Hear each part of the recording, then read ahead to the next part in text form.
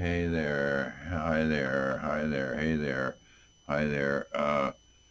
This is the next video that come after the last one, which was a month or so ago.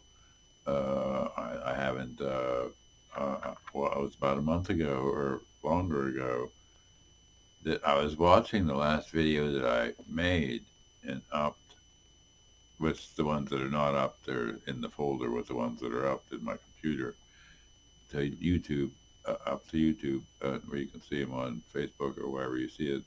But so, anyways, I was watching the video I last made sometime a few days later or whatever, and then the player I was watching it in automatically played the video that was made last, which was then the one that was made before it, and so I watched these videos for like. But then I was working in between. I went from watching videos to listening to every word that was being said on them, but not missing a beat. What was being said, I could hear clearly, and so, and then I was watching and working on messages. I was doing two things at once, but but I was astounded in the videos as they went back. There were so many of them from this year, and the nature of the problem was the incoherency, which was traced to the Artane chemical known medication as Artane or whatever it's called. Don't ask me the chemical name, but this is like a 50-year-old drug, man, and for side effects of antipsychotics, and there were two that they used like 48 years ago on me, and they're still in use today. And I had never taken the second one, Artane. The first one, Cogentin, after I hadn't had to have it in 50 or almost 50 years, and she gave it to me a few years ago, and I had problems with it, and so I don't care to mention it now, but as that mentioned elsewhere, but in my videos series, so I tried the Artane then, but man, did that stuff mess with my mind like nothing I've ever experienced before. From LSD to psilocybin to, and it didn't do hard drugs. I didn't consider those hard at the time when you're young. I don't mean, I didn't say that. I forgot I said that. Uh, you had to have a sense of humor to be a guru, you know. Uh, a guru is one who makes one think, or something, or someone who makes somebody think deeply, is what a guru is in English. Anyways, what the hell was I talking about? Oh, so I was watching these videos backwards. And I watched for like and listened to for like it was like a total of like 6 or 7 hours, man. Or the videos in this folder from this year or into wherever it went back to last year, wherever it went back to, and there were like about videos left in the folder when I said I got to pull off from that. I had something else I had to do at the time, whatever it was, but I had to do something else, so I never did get to finish watching those videos. But I couldn't help but think, but watching them, this is what caught my attention, captured my attention. What was the way I was scrutinizing the videos for any sign of incoherency, that was going on at the time, elsewise, speculation wise, and I was experiencing things going on, and it was tied to the artane though, but the majority of what was going on, and otherwise can be explained by not being present in the videos because I was focused, and that's what the point was. I was focused in the videos, and I wasn't incoherent. So where did that factor come from then? So then we could look at the spell check, or the speech to text, talk to text, whatever you want to call it, renditions of what I was saying in writing in the same periods of time relevant to the videos, and you can see a certain the incoherence factor was put in by this talk to text, man. That thing I hate it. I talk to text. I don't like it. I don't like it. it's not right. Some are better than others. There are different ones like I use. Like I don't want to even know. I need to name them, I guess. But for like, well, for Facebook or Gmail or whatever spell checker you use, word program, word processor, whatever. But a lot of things have spell checkers in them, or grammar check. But they have a grammar algorithm in, and sometimes it screws up the pronouns, man. Where you say the word you, like you're saying to the person I'm talking to you, but it comes out as I. It changes the pronoun. It's all around because the grammar check algorithm is screwed up in some of those worse than others. I don't know which one's which now because I don't I did like to use them very often anymore. But anyway, that seemed to be where the incoherence came into what I was vibrationally thinking in my mind, coming across to others from what they were seeing of me, or the thoughts in the spell check that on the video where I was more focused and made sense. If you watch all those backwards, I mean, like I was watching them, the player was just automatically playing them that way. I mean, I was just working and watching and studying it, of course, what myself in the process of understanding my schizophrenia. Chew that one up for size, yeah, uh, and smoke it, yeah, or whatever you do with it. I don't smoke anymore, or anything, but vape. Yeah, I got a vape. I don't vape. Yeah, yeah. After I got off the nicotine, when was it? In January, and it messed with my mind. But I thought that was the problem.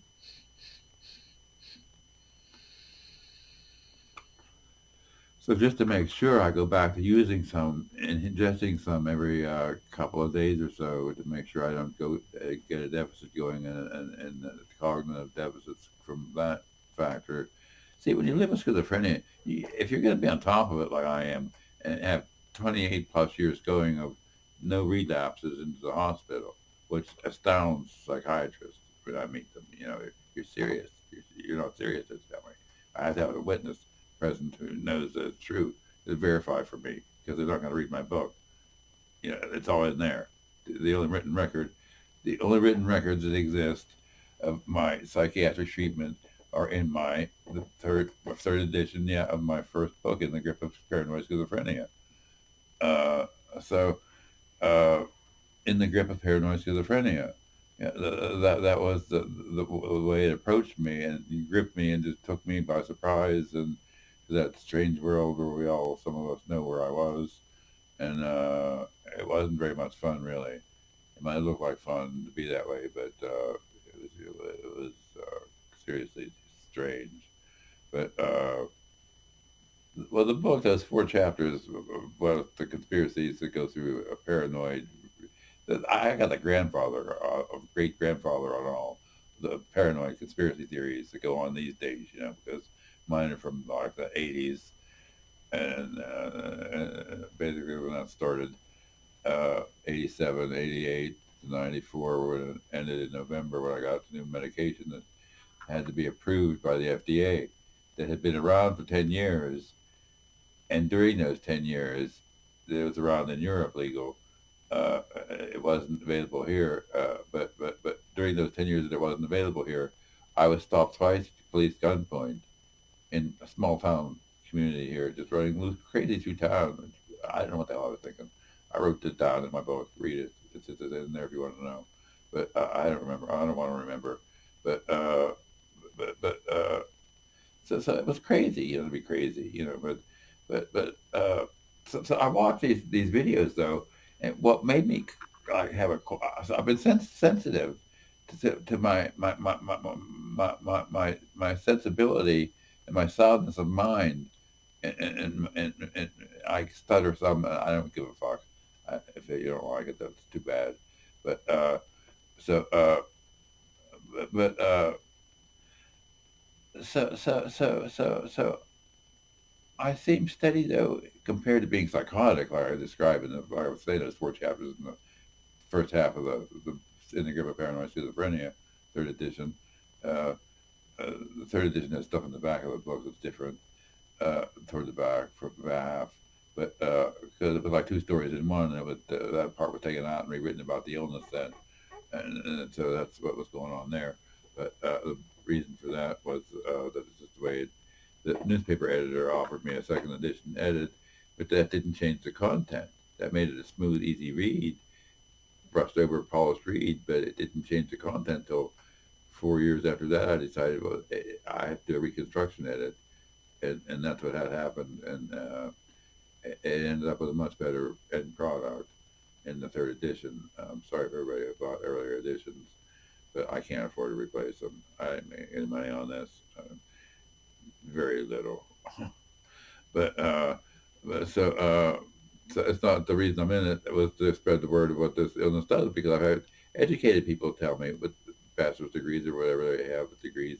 Some people have more degrees, and they seem to learn from my book, and say it's a wonderful opening of the door of understanding of what the schizophrenia illness is or does to a person's mind who has the illness, and what will happen unless you get the brain chemicals. In this case, the brain is the affected organ in the body illness, like the heart or the kidneys or whatever your other parts of your body. It's just another organ. It's the brain which controls your speech, thought, content, behavior, interaction with reality, or who you are. I mean, so if those brain chemicals go out of balance, and that's what these illnesses are, then you have problems like that, psychosis, and so I'm sorry about all that. That's why I take the medication every day, because I'm sorry about it. All these 28 years plus later, uh, I still take the medication. I'm not planning on stopping it. I had a new one added recently. That's what I want to talk about too. Then the company who wrote the drug called me the day after I got it, man. I'm in bed sleeping. 3 days in a row they called me, 2 or 3 days in a row, and left me a message. They want to talk about what the new drug that they got. You fucking morons! I just got on this, and you want to give me a while on it to tell you what the fuck I think of it. I mean, some people are educated people can be really stupid, man. But anyway, the way science works, or the rate they want things to work. So the new drug, I can't pronounce it. Audedo or something. I don't know, but how you pronounce that? But so anyway, these two drugs they were giving me, I had side effects too. That were 50 years old. I said, "Don't you tell me you can't have a newer drug you can come up with, all of you people together combined?" And they come up with a new drug, and it's working fine. It's actually for tardive dyskinesia, which I was surprised to read when I looked it up, because I'm taking it for drooling, and it's working fine, and tremors that I would have in my hands, or if not actually tremoring, uh, then it was like the feeling deep within my hand that it wanted the tremor. You get that from antipsychotic use, and then some of these movements you get from that are permanent, and that's when it becomes tardive dyskinesia, when the nerves are burned out of your fingers, your feet, and your face. And this is known as tardive dyskinesia. It's documented. I read about it in the 1970s, why I freaked out about mental health treatment, and wanted to escape it. So I came to Ohio because legal aid told me if I wanted to avoid being institutionalized in Florida to leave the state. So that's why I did. And my stepmother was from the county here where I'm at in Ohio. And so that's why I ended up here, and I'm alone here now, basically, from a few friends and some friends, and others disappear and come and go. And so I don't know. So what the hell was I talking about?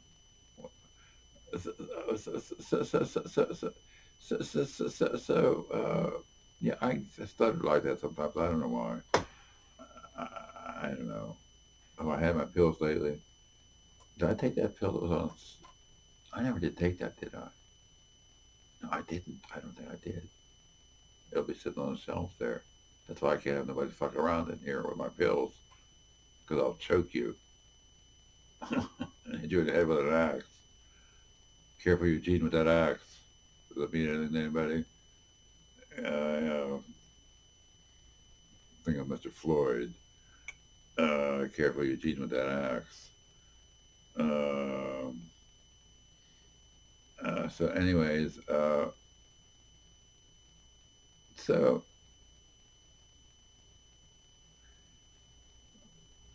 well, I turned another year older this year, and of course we all do.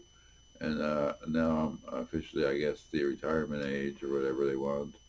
Or I see it fluctuates, it varies now or something than it was always when I was younger, started to work. But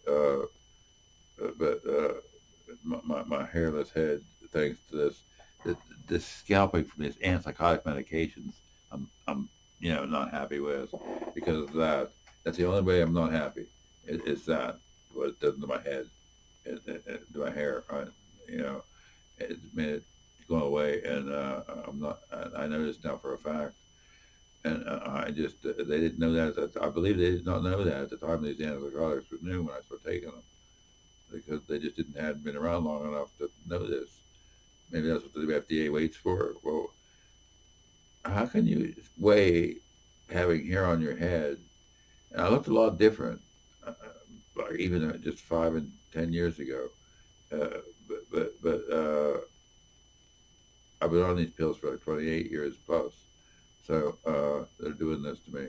So so it's taking this long to strip of the hair off my head and wherever, and so, so, but how can you weigh that with being in cohesion with reality in a profound, respectable, responsible uh, way, material way that you take care of yourself? Because if I didn't take the pills, what am I going to have a nurse come in every day to have feed me a pill to my home? That's why I'm out of the institution and in my home. I do this shit myself. I have for 28 years. So uh, I do things for fun. I'm just getting this computer finished being built, or I have to see what's going on. See, I installed something the wrong way. I didn't realize that I only have one install really left. I have to check things for further working, darning socks in the night when there's nobody near. Nobody cares. Yeah, Father Psilocybinski, so darting his socks in the night when there's nobody near. No, how does the song go? Eleanor Rigby. Uh, so there's Eleanor Rigby and those guys who made it happen. And I have fun there. And peace and love. Bye bye. How long is this? 20 minutes.